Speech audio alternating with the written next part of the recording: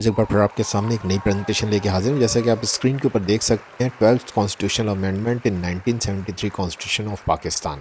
میں ہوں محمد نوفل صفان، بلاگز نوفل اکیڈمی. اگر آپ کو میرا ویڈیو پسند آ رہا ہے تو پلیز لائک، سبسکرائب اور شیئر ضرور کیجیے گا.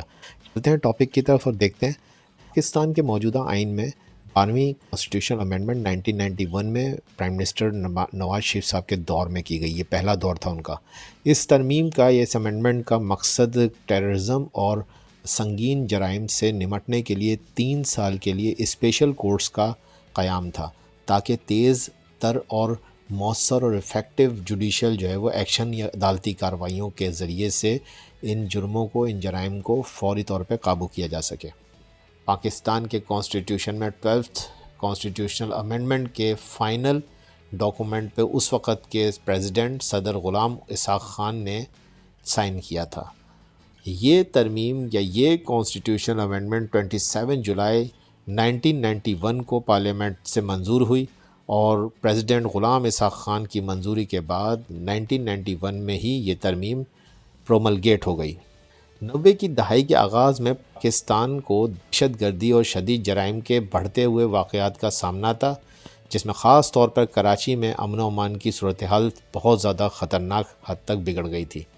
نواز شریف کی حکومت نے ان حالات سے نمٹنے کے لیے 12ویں آئینی ترمیم کے تحت خصوصی عدالتیں قائم کرنے کا فیصلہ کیا، جن کا مقصد ایسے مجرموں کے خلاف جلد فیصلے کرنا تھا جو دہشت گردی یا دیگر سنگین جرائم میں ملوث تھے.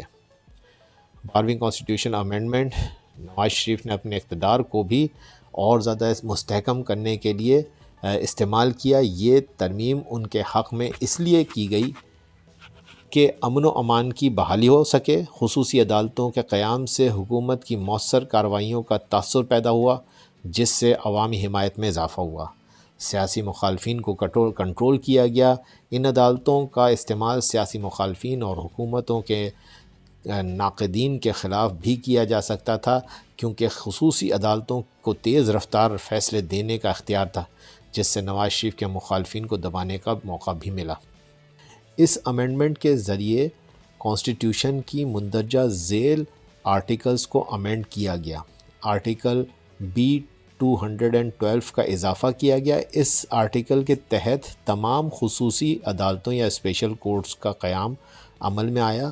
ان عدالتوں کو سنگین جرائم بشمول ٹیررزم، اغوا، بھتہ خوری اور دیگر سنگین نوعیت کے مقدمات کا جلدی فیصلہ کرنے کا اختیار دیا گیا. آرٹیکل 199 ہائی کورٹس کے اختیارات سے متعلق تھا. اس اسٹیپ کا مقصد یہ تھا کہ خصوصی عدالتوں یعنی کہ اسپیشل کورٹس کے فیصلے جلدی اور بغیر رکاوٹ کے امپلیمنٹ کیے جا سکیں.